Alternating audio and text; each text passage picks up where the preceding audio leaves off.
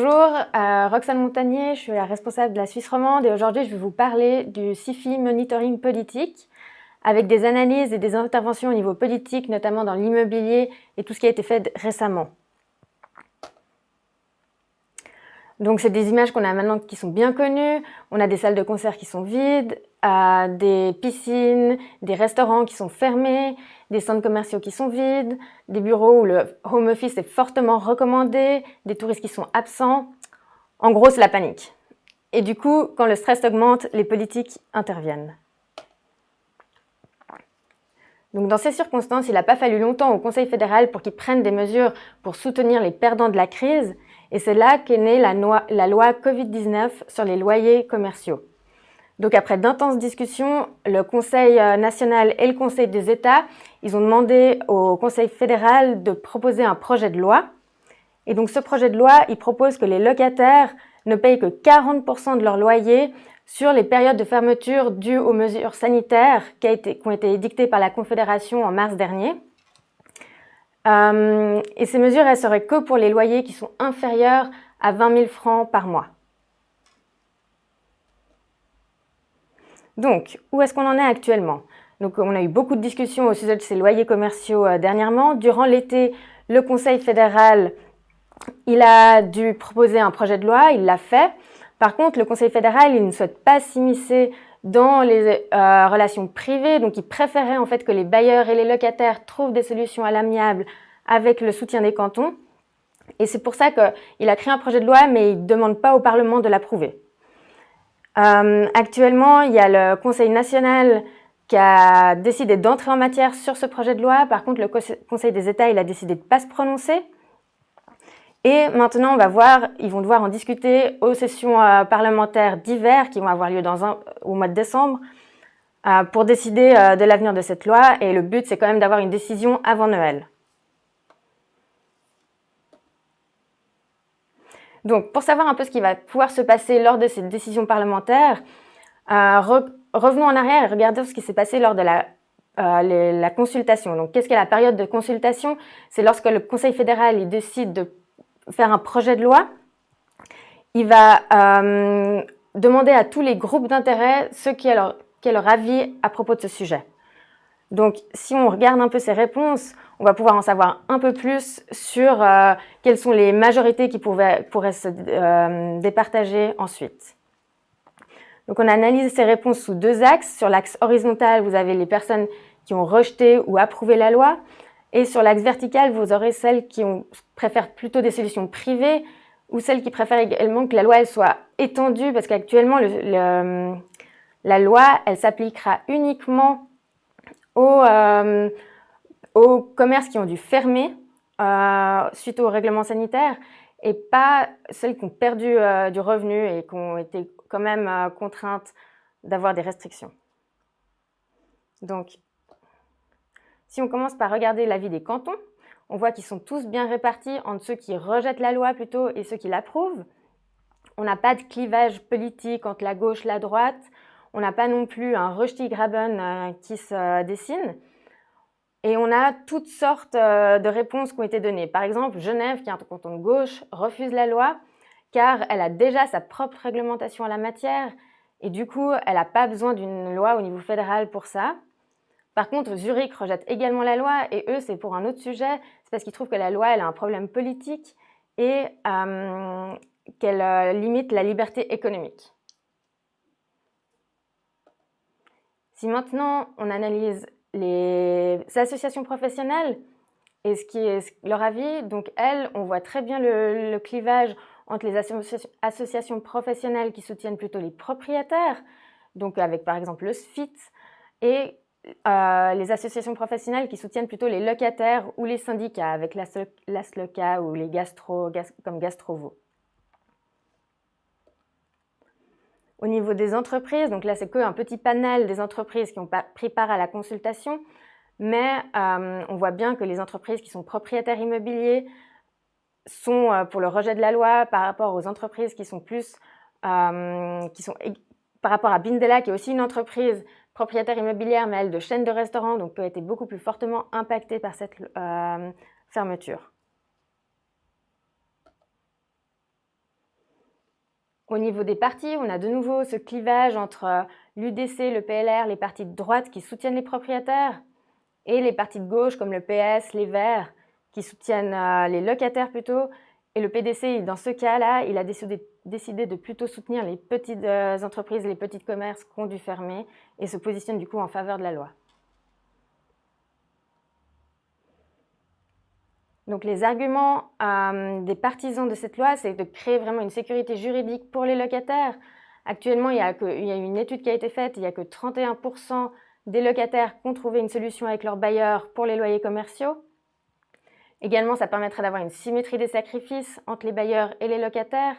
Et si la loi elle est appliquée, ça permettra d'avoir une extension du champ d'application.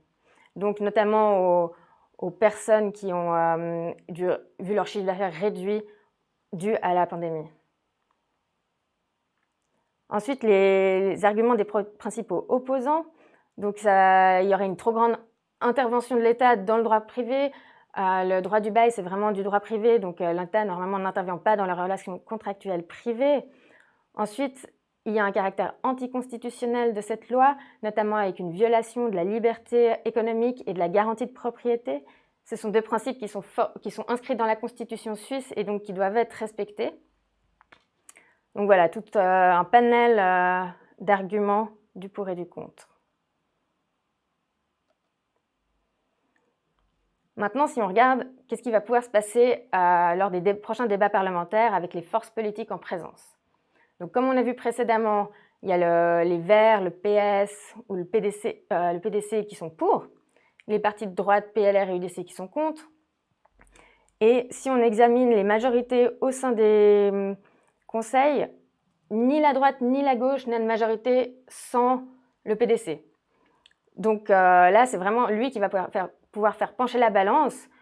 Donc, vu comme on a vu avant, lors du projet de consultation, il vote plutôt en faveur de la loi.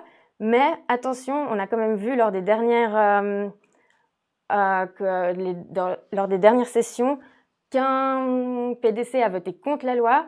Et lors du projet de pré-consultation, 3 PDC ont voté contre la loi également. Donc là, il y a quand même un petit suspense qui entre en jeu. Et attention également parce qu'un référendum pourra après avoir lieu si la loi elle est acceptée.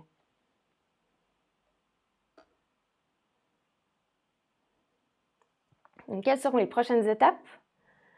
La prochaine étape, donc on va déjà savoir aux sessions parlementaires si la loi est acceptée.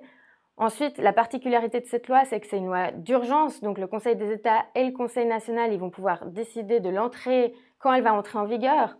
A priori, elle entrera en vigueur au 1er janvier 2021 si elle est acceptée lors des prochaines sessions parlementaires. Et du coup, là, il faudra rembourser 60% du loyer des locataires rétroactivement. Donc ça s'annonce être un cauchemar comptable. Et ce qui est très important, c'est que si les parties elles ont déjà trouvé des accords à l'amiable, elles ne sont pas concernées par cette loi. Par contre, si un référendum est fait, donc il commencera en même temps que l'entrée en vigueur de la loi, et là, on soumettra le peuple donc à votation, et ça sera au plus tôt ça pour juin 2021. Et donc, si la loi est adoptée par le Parlement et qu'il y a un référendum, on aura une votation populaire.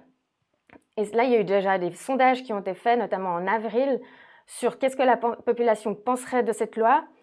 Et on voit qu'en vert, sur le graphique, on a plus de 60% des personnes qui approuveraient ce principe, donc que les locataires ne payent que 40% de leur loyer. Bien sûr, il ne s'agit que d'une image. C'est un sondage qui a été fait en avril, au début de la pandémie. Et en juin, on aura peut-être tout un autre paradigme avec un vaccin et donc peut-être d'autres avis. Donc, tout est encore à jouer.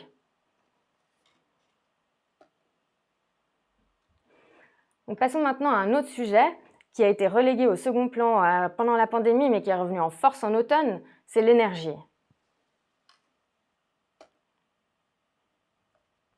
Donc, vous vous souvenez sûrement tous de cette image. C'était les activistes du climat qui ont occupé la place fédérale durant les sessions parlementaires en septembre.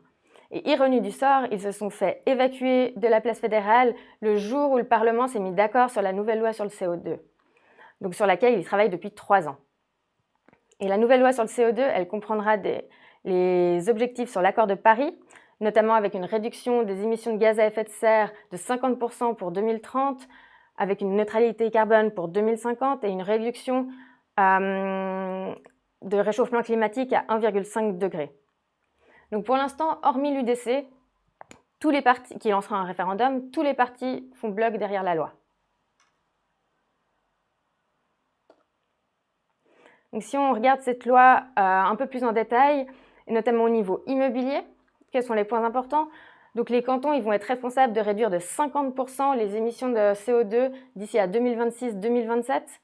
Nous, on voit que c'est très compliqué actuellement de réduire ces émissions. On voit ça par nos expertises et ça va être un grand changement à faire dans ce domaine-là.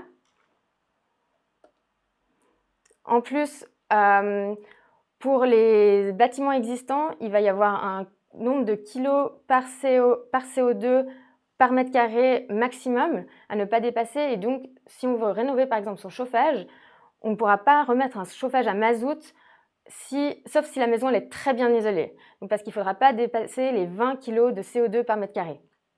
Et ce chiffre il va être revu à la baisse tous les 5 ans.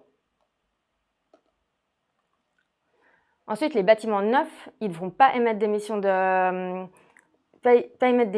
avec des énergies fossiles pour leur production de chaleur. Ça, c'est pour les bâtiments neufs. Et la taxe sur le CO2, elle va être revue à la hausse. Donc, c'est la taxe sur le CO2 pour le mazout. Avant, elle était à 120 et elle va être passée à 210 francs par tonne de CO2. Donc, évidemment, on sait qu'il y a déjà des référendums qui vont avoir lieu, notamment avec l'UDC, le centre patronal ou des importateurs de pétrole qui vont se lancer là-dedans, mais également des activistes du climat qui souhaitent faire partie du référendum car eux, ils trouvent que la loi, elle ne va pas assez loin. Et là-dessus, on va probablement voter aussi en juin 2021, pas avant. Donc cependant, la loi sur le CO2, ce n'est pas le seul sujet au niveau national, il y en a d'autres pour le réchauffement climatique. On voit qu'il y a en septembre 2020, il y a eu un contre-projet du Conseil fédéral pour l'initiative sur les glaciers. Donc, de quoi il s'agit? L'initiative pour les glaciers, c'est aussi une initiative qu'on entend sous le nom pour un climat sain. Elle a été déposée en septembre 2019 et elle souhaite qu'on réduise à zéro les émissions de gaz à effet de serre pour 2050. Donc ça, c'est comme la loi sur le CO2. Et elle souhaite également qu'on renonce aux énergies combustibles en Suisse pour 2050. Alors le contre-projet justement du Conseil fédéral, il refuse ce point-là de l'initiative. Mais il est d'accord également pour émettre zéro CO2 en 2050.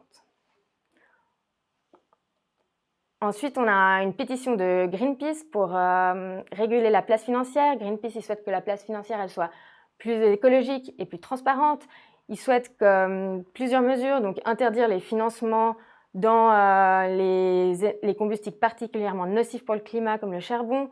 Il souhaite également que les acteurs financiers soient plus transparents envers leurs investisseurs, leurs clients et le public sur les financements et comment ils sont investis dans les énergies.